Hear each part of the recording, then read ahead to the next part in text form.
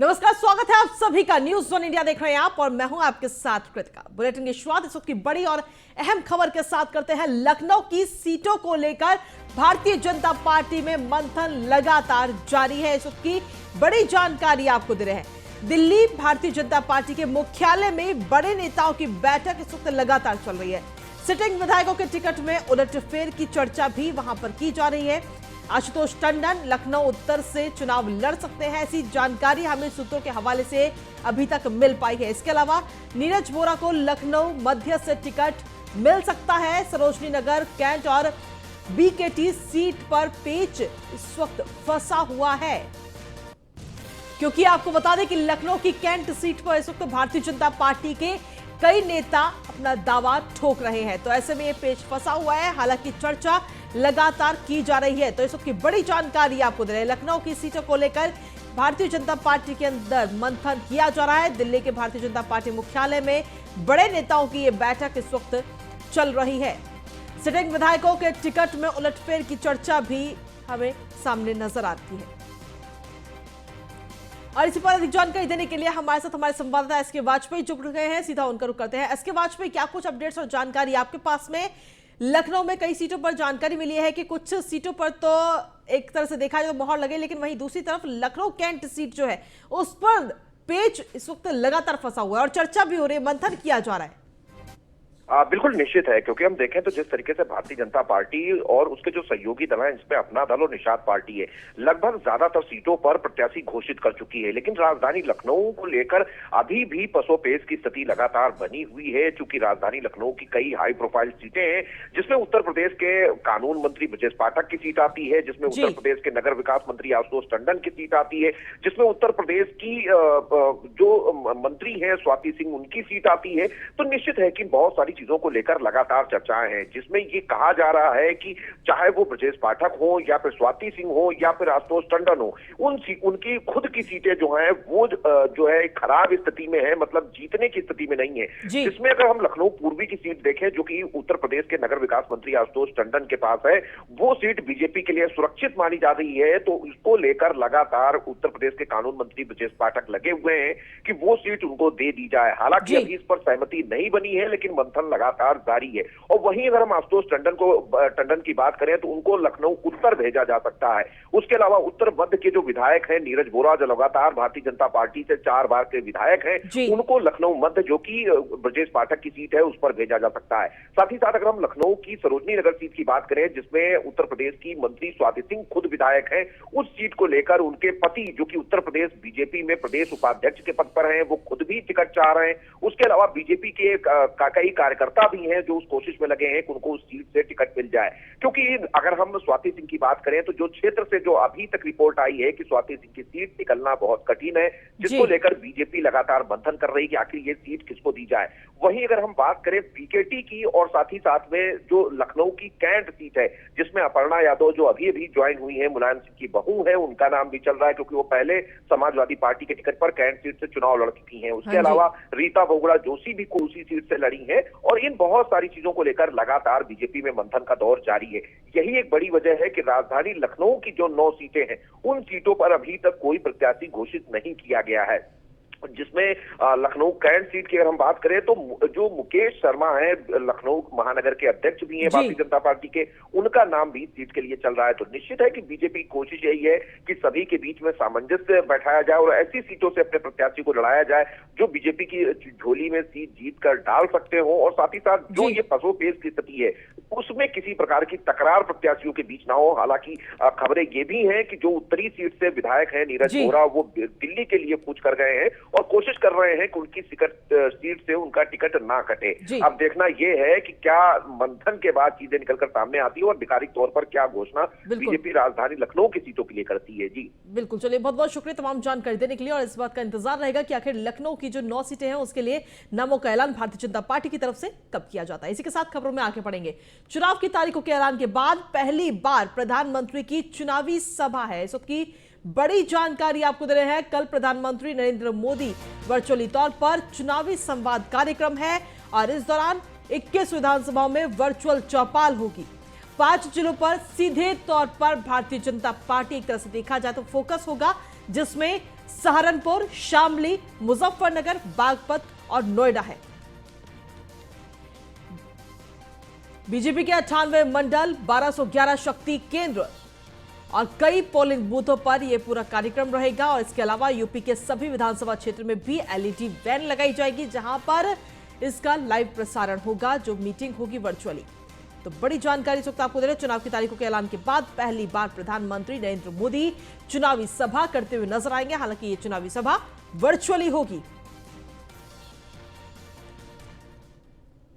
वहीं भारतीय जनता पार्टी के राष्ट्रीय अध्यक्ष जेपी नड्डा उत्तर प्रदेश दौरे पर हैं। आज जेपी नड्डा फिरोजाबाद और हाथरस के दौरे पर रहे और चुनावी कार्यक्रमों को संबोधित किया। इस दौरान डोर टू डोर प्रचार प्रसार भी वो करते हुए नजर आए और बीजेपी उम्मीदवार के समर्थन में वोट करने की भी जनता से अपील की।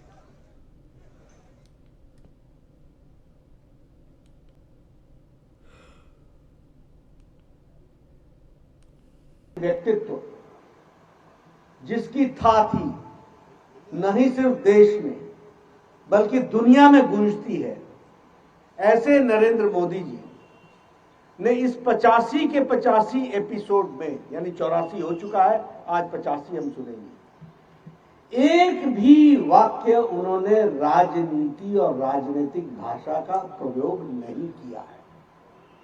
यह रिकॉर्ड है कि एक भारत का प्रधानमंत्री देश को एक बार नहीं, हर महीने 85 बार संबोधित किया हो और उन्होंने कोई भी राजनीतिक बात नहीं की। यानी इस मन की बात का उपयोग अपनी राजनीतिक विषय को रखने का उपयोग नहीं किया।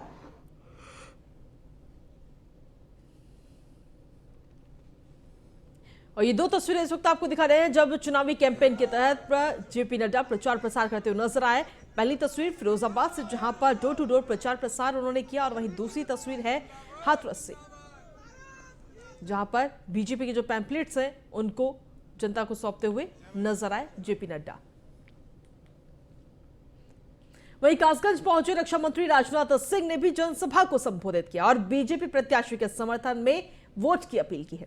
राजनाथ सिंह ने इस दौरान केंद्र सरकार और योगी सरकार की ओर से किए गए तमाम विकास कार्यों को गिनाया और कहा कि यूपी में बहुत सरकारें देखी, लेकिन बीजेपी की तरह सरकार नहीं देखी। और क्या कुछ कहा इस दौरान उन्होंने, आइए सुनते हैं। ये आया हूं आप सबके लिए, आप सबके बीच, तो चुनाव के दौर में आया हूं। चुनाव की क्या अहमियत है प्रबुद्ध जनों को बतलाने की आवश्यकता नहीं है। जहां तक भारत का प्रश्न है, भारत यह दुनिया का सबसे बड़ा लोकतंत्र है और मैं कह सकता हूं कि भारत का लोकतंत्र स्वस्थ लोकतंत्र है और इस लोकतंत्र का स्वास्थ्य ठीक बने रहना चाहिए। इसकी जिम्मेदारी मैं मानता हूं केवल नेताओं की नहीं है, राजनीतिक पार्टियों की नहीं है, बल्कि जन जन की जिम्मेदारी बनती है कि भारत के लोकतंत्र का स्वास्थ्य किसी भी सूरत में बिगड़ने न पाए। आप मतदाता हैं, प्रबुद्ध लोग हैं, मतदाताओं में जाकर आपको जागरूकता पैदा करनी है। समय समय पर आप जो कुछ भी बोलते हैं, जनता बहुत ही ध्यान से, बहुत ही गौर से आपकी बातों को सुनती है, क्योंकि समाज में एक आपका अपना विशेष स्थान है और उस आधार पर यह माहौल बनता है। लेकिन इस बार के चुनाव के संबंध में मैं कह सकता हूं, इस बार का चुनाव हर बार की चुनाव की तरह ही नहीं है। इस बार केवल मतदान करके आपको सरकार ही नहीं बनानी है, बल्कि बहनों भाइयों मैं कह सकता हूं, इस बार के मतदान के माध्यम से आपको उत्तर प्रदेश की तकदीर लिखनी है। इस चुनाव का इतना महत्व है। और वहीं केंद्रीय मंत्री स्मृति ईरानी आगरा नॉर्थ ईदगाह कॉलोनी पहुंची, जहां प्रभावी मतदाता संवाद कार्यक्रम को स्मृति ईरानी ने संबोधित किया। दक्षिण विधानसभा से बीजेपी प्रत्याशी योगेंद्र उपाध्याय के लिए स्मृति ईरानी ने वोट भी मांगी। आगरा ताजनगरी में केंद्रीय मंत्री स्मृति ईरानी बीजेपी के समर्थन में वोट की अपील करते हुए भी नजर आई। मैं श्रीमान राजीव लवानिया जी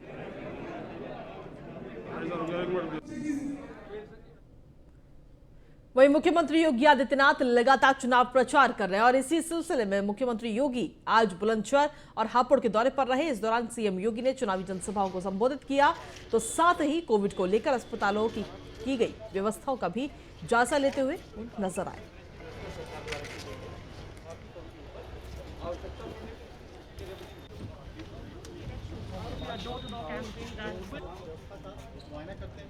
तो मुख्यमंत्री योगी आदित्यनाथ आज बुलंदशहर और हापुड़ दौरे पर रहे।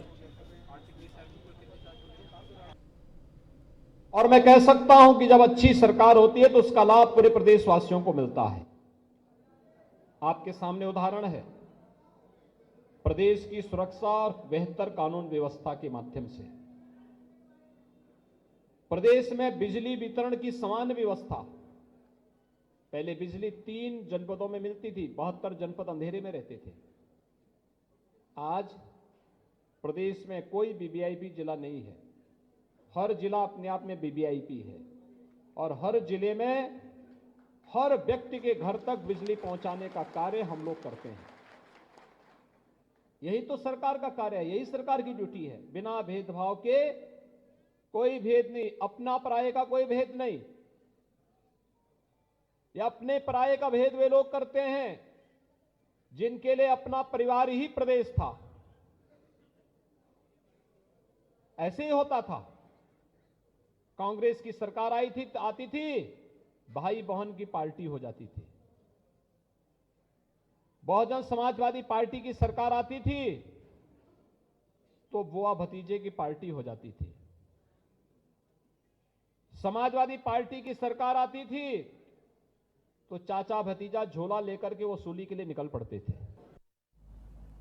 15 से 18 आयु वर्ग के 1,40,000 यूथ ने वैक्सीन की डोज ले ली है और प्रिकॉशन डोज भी यहां पर 22,000 से अधिक लोगों को दे दी गई है। यानी यह कुल लक्ष्य का 97% से अधिक है। वैक्सीनेशन के लक्ष्य को तेजी के साथ आगे बढ़ाने का परिणाम है कि थर्ड वेव की आशंका को उतना ही न्यूनतम करने में सफलता प्राप्त हुई है। आज कोविड का थर्ड वेव की जो आशंका थी दुनिया में, हो सकता है इसके कारण काफी नुकसान हुआ है। वहां पर लॉकडाउन भी है, लेकिन बिना लॉकडाउन के केवल नाइट कर्फ्यू के आधार पर, सतर्कता और सावधानी के आधार पर समय पे टेस्ट, समय पे उपचार, सभी गरीबों को फ्री में डबल इंजन की सरकार के द्वारा डबल डोज राशन की सुविधा उपलब्ध करवाना और वैक्सीनेशन, फ्री में वैक्सीन, सबको वैक्सीन, यह प्रदान करने में हमें जो सफलता प्राप्त हुई, आज उसका परिणाम है कि थर्ड वेव पूरी तरह नियंत्रित है। तेजी के साथ पिछले 10 दिन के अंदर प्रदेश के अंदर जो एक्टिव केसेस थे वह कम हुए हैं। आज से 1 सप्ताह पहले उत्तर प्रदेश में कुल एक्टिव केस जो प्रदेश के अंदर थे वह 1,06,000 थे। एक सप्ताह में इनमें कमी आई है लगभग 50,000 की।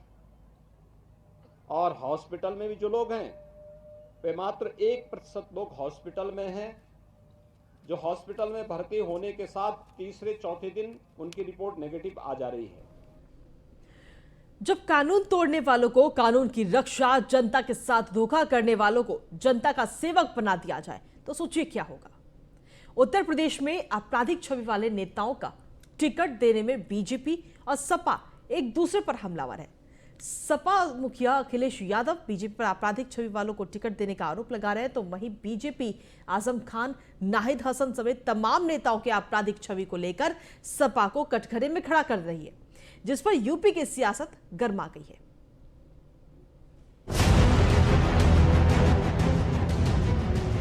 उत्तर प्रदेश विधानसभा चुनाव में वक्त कम है, ऐसे में तमाम सियासी दल लगातार एक दूसरे पर हमलावर हैं। यूपी चुनाव दिलचस्प होता जा रहा है। गुंडाराज और आपराधिक छवि वाले नेताओं को टिकट देने पर सवालों के कटघरे में खड़ी समाजवादी पार्टी के चीफ अखिलेश यादव बीजेपी पर हमलावर हैं।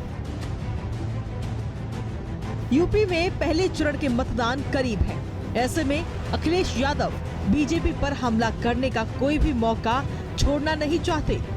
उन्होंने ट्वीट कर बीजेपी के आपराधिक छवि वाले नेताओं को टिकट देने पर तंज कसा है। बीजेपी के आपराधिक छवि के प्रत्याशियों का शतक पूरा होने में बस एक की कमी है। अब तक आपराधिक छवि के 99 उम्मीदवारों को बीजेपी टिकट दे चुकी है। देखिए, कोई जिस सरकार के मुख्यमंत्री पर आरोप हो, बड़ी बड़ी गंभीर धाराएं लगी हों, उन्होंने अपने केस वापस लिए हों, डिप्टी सीएम ने अपने केस वापस लिए हों, और 82 विधायक वो हैं जिनको केस रजिस्टर हैं, जिन पर चुनाव लड़ने जा रहे हैं। आपराधिक मुकदमे वाले विधायक अगर किसी पार्टी में थे तो भारतीय जनता पार्टी के। देश में आपराधिक रिकॉर्ड वाले लोगों को चुनावों में टिकट देने के मामले में दोनों सियासी दल एक दूसरे पर हमलावर हो रहे हैं।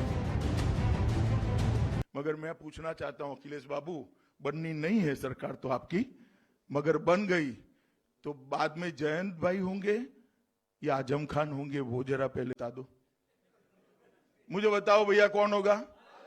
जोर से बोलो कौन होगा? नहीं, अतीक अहमद भी आ सकते हैं। इससे पहले सीएम योगी ने समाजवादी पार्टी की ओर से अब तक घोषित किए गए उम्मीदवारों को लेकर कड़ा प्रहार किया। पेशेवर अपराधी और माफिया चुनाव के दौरान धौंस दिखाने का प्रयास करेंगे, लेकिन 10 मार्च के बाद इनके गले में तख्ती लटकती हुई दिखाई देगी। ये लोग किसी थाने की चौखट पर बख्श दो की भीख मांगते हुए दिखाई देंगे। ऐसे कैसे लोग हैं? किराना का इनका प्रत्याशी अभी भी धमकी देता है, हम आएंगे, ये करेंगे। यानी गर्मी अभी भी शांत नहीं हुई है।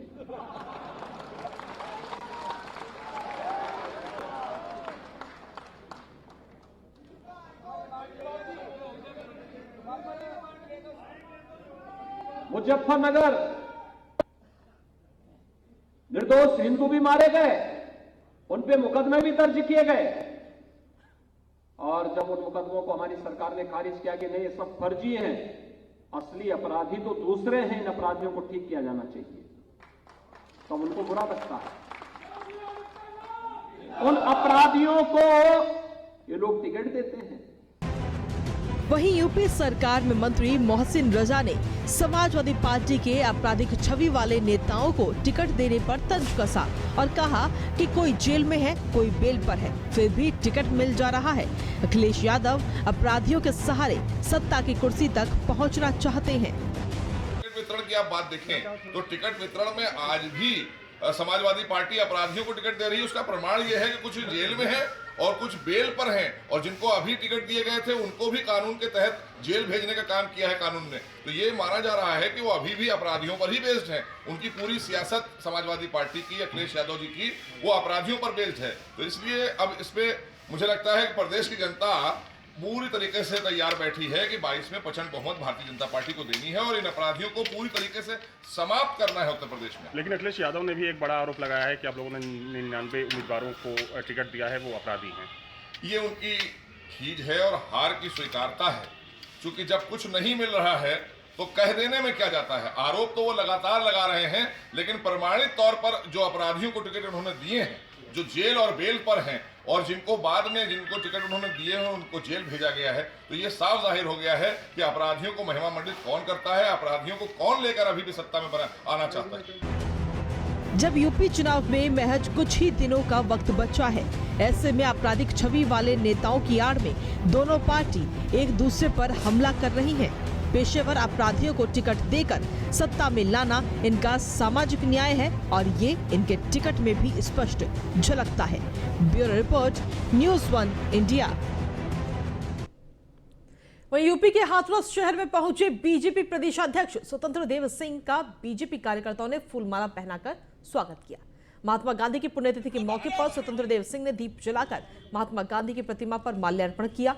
तो वहीं बीजेपी प्रदेशाध्यक्ष ने इस मौके पर सपा पर जमकर निशाना साधा और कहा कि सपा के शासन में लोग पलायन करते थे, गुंडागर्दी चरम पर थी।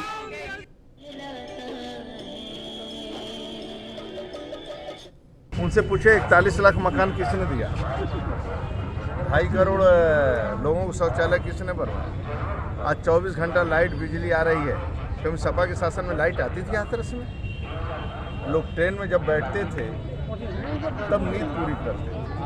रात में तो पंखा चलाते थे सब, बिजली का तार पकड़ते थे तो करंट नहीं आता था, बिजली का बिल पकड़ते थे तो लोग करंट आता था। राज्य के अंदर गुंडागर्दी किसके शासन में था? लोग पलायन करते थे। 2017 से शांति है, गुंडों का राज समाप्त हुआ है। हाईवे, नेशनल हाईवे की सड़क प्रधानमंत्री ने देश के गौरव अटल बिहारी वाजपेयी 70 सालों बाद जब सरकार बनाए तो प्रधानमंत्री सड़क योजना लोगों ने देखा। सीसी सड़कें क्या होती है, हाईवे, नेशनल हाईवे 4 लेन 6 लेन की सड़कें क्या होती है, किसान क्रेडिट कार्ड क्या होता है कम ब्याज पर। देश के गौरव अटल बिहारी वाजपेयी, महात्मा गांधी का सपना था कि काशी विश्वनाथ में 1916 में उन्होंने कहा था कि ये गंदगी का ढेर बाबा विश्वनाथ के पास, सकरी गलियां 100 साल लगा।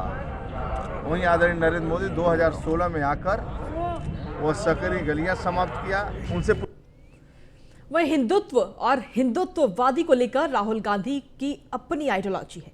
हिंदुत्व और हिंदुत्ववादी का राहुल गांधी दो अलग मतलब बताते हैं। महात्मा गांधी की पुण्यतिथि पर राहुल गांधी ने ट्वीट में लिखा कि एक हिंदुत्ववादी ने गांधी जी को गोली मारी थी, जिस पर सियासी घमासान मच गया। राहुल गांधी के इस ट्वीट पर बीजेपी भी हमलावर है और बीजेपी ने राहुल को फर्जी गांधी तक बता दिया। क्या है पूरा मामला, देखिए इस रिपोर्ट में।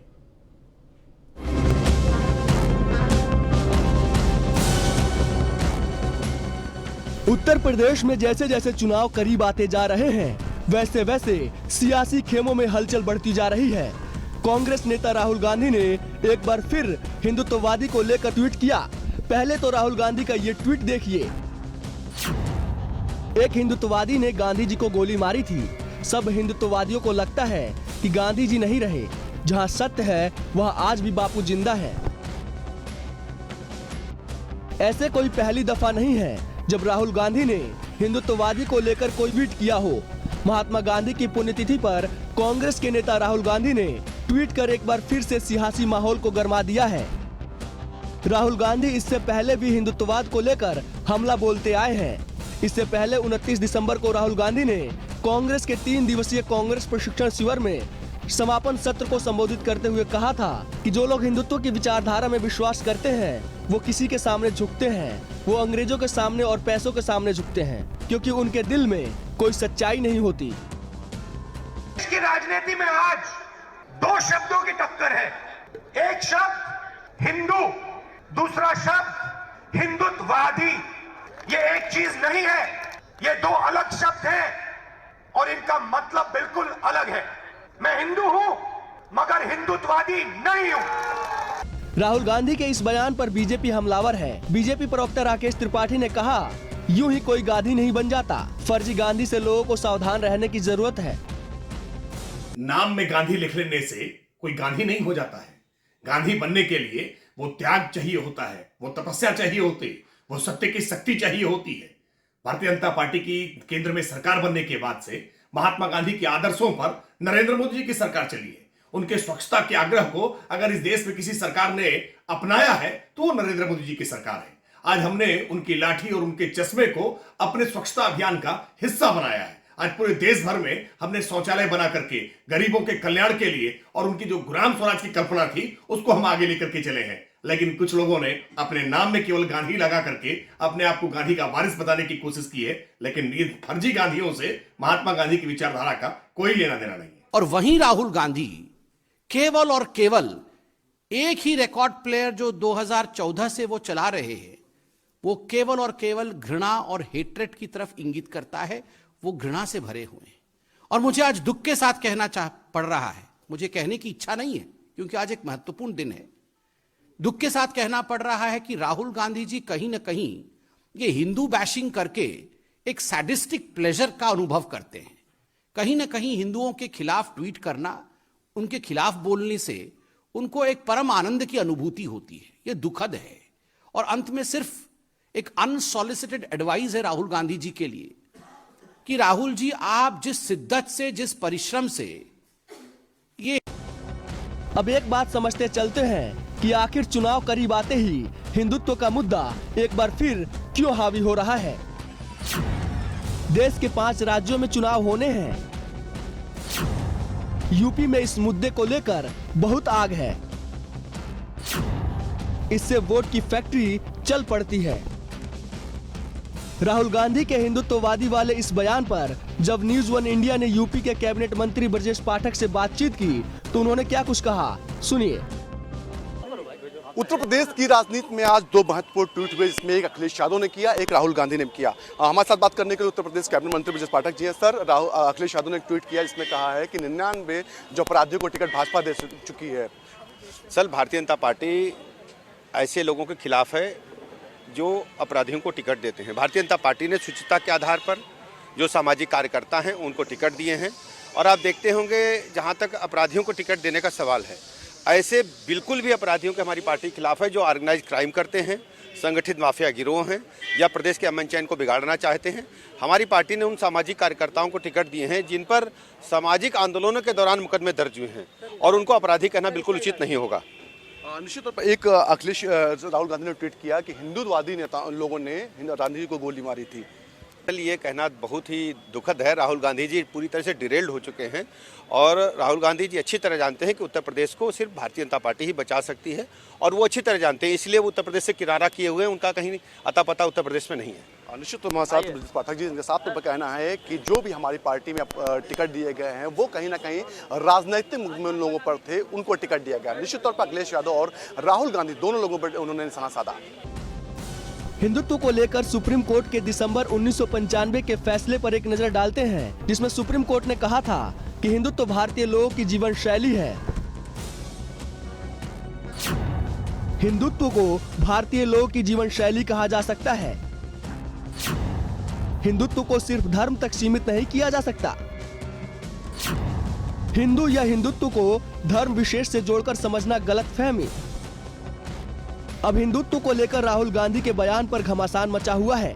आए दिन राहुल गांधी हिंदुत्ववादी को लेकर विवादित बयान देते रहते हैं, जिस पर बीजेपी पलटवार कर उन्हें हिंदू विरोधी बताती है। लेकिन यूपी चुनाव के बीच इस तरह का बयान ये कांग्रेस को कितना नफा नुकसान होगा, ये तो आने वाला वक्त ही तय करेगा। Bureau report, news one India. और इसी के साथ फिलहाल मेरे साथ इस बुलेटिन में इतना ही। बाकी तमाम खबरों के लिए आप लगातार देखते रहिए न्यूज वन।